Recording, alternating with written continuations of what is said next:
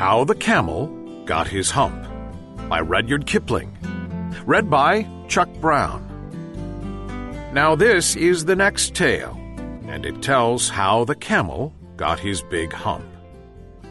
In the beginning of years, when the world was so new and all, and the animals were just beginning to work for man, there was a camel, and he lived in the middle of a howling desert, because he did not want to work, and besides, he was a howler himself. So he ate sticks and thorns and tamarisks and milkweed and prickles, most excruciating idle, and when anybody spoke to him, he just said, "Humph!" Just humph, and no more.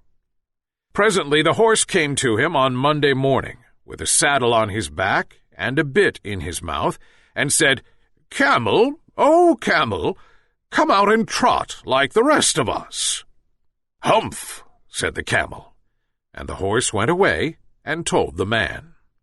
Presently the dog came to him with a stick in his mouth and said, "Camel, oh camel, come and fetch and carry like the rest of us." "Humph," said the camel, and the dog went away and told the man. Presently the ox came to him with the yoke on his neck and said, "Camel, oh camel, come and plow like the rest of us."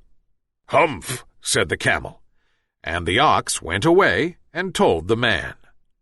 At the end of the day, the man called the horse and the dog and the ox together and said, "Three, oh three, I'm very sorry for you, with the world so new and all, but that hump thing in the desert can't work, or he would have been here by now. So I'm going to leave him alone, and you must work double time to make up for it." That made the three very angry, with the world so new and all, and they held a palaver, and an indaba, and a panchayat, and a powwow on the edge of the desert, and the camel came chewing on milkweed most excruciating idle, and laughed at them. Then he said, "Humph," and went away again. Presently there came along the djinn in charge of all deserts, rolling in a cloud of dust. Djinns always travel that way because it is magic, and he stopped to palaver and powwow with the three. "Djinn of all deserts," said the horse, "is it right for anyone to be idle with the world so new and all?" "Certainly not," said the djinn. "Well," said the horse, "there's a thing in the middle of your howling desert, and he's a howler himself, with a long neck and long legs, and he hasn't done a stroke of work since Monday morning. He won't trot." "Whew," said the djinn, whistling. "That's my camel, for all the gold in Arabia. What does he say about it?" "He says, 'Humph,'" said the dog, "and he won't fetch and carry." "Does he say anything else?" "Only humph, and he won't plow," said the ox. "Very good," said the djinn. "I'll humph him, if you will kindly wait a minute." The djinn rolled himself up in his dust cloak and took a bearing across the desert, and found the camel most excruciatingly idle, looking at his own reflection in a pool of water. "My long and bubbling friend," said the djinn, "what's this I hear of your doing no work, with the world so new and all?" "Humph," said the camel.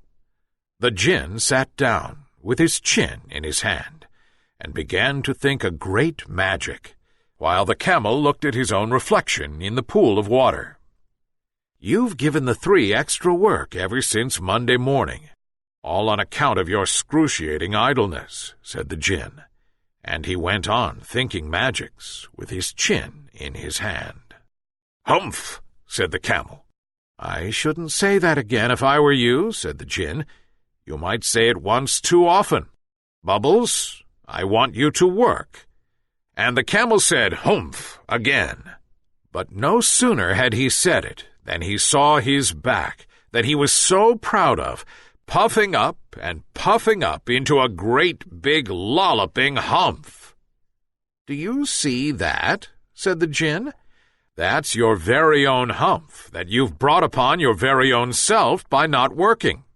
Today is Thursday, and you've done no work since Monday, when the work began. Now you are going to work." "How can I," said the camel, "with this hump on my back?" "That's made a purpose," said the Jinn, "all because you missed those 3 days. You will be able to work now for 3 days without eating, because you can live on your hump. And don't you ever say I never did anything for you. Come out of the desert and go to the 3 and behave. Hump yourself." And the camel humped himself, hump and all, and went away to join the 3. And from that day to this, the camel always wears a hump. We call it a hump now, not to hurt his feelings. But he has never yet caught up with the 3 days that he missed at the beginning of the world, and he has never yet learned how to behave. The camel's hump is an ugly lump, which well you may see at the zoo. But uglier yet is the hump we get from having too little to do. Kiddies and grown-ups too, If we haven't enough to do, we get the hump, Camel's hump, the hump that is black and blue. We climb out of bed with a frowsly head and a snarly-yarly voice. We shiver and scowl, and we grunt and we growl at our bath and our boots and our toys. And there ought to be a corner for me, and I know there is one for you, when we get the hump, Camel's hump, the hump that is black and blue. The cure for this ill is not to sit still or frowst with a book by the fire, but to take a large hoe and a shovel also, and dig till you gently perspire. And then you will find that the sun and the wind, and the Jinn of the garden too, have lifted the hump, the horrible hump, the hump that is black and blue.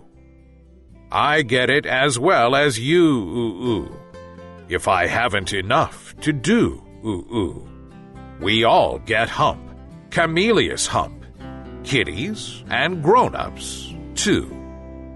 The end. Thanks for listening to this story. Download it for free from lineupyourbrain.com. Visit our website again soon for more great free audio stories.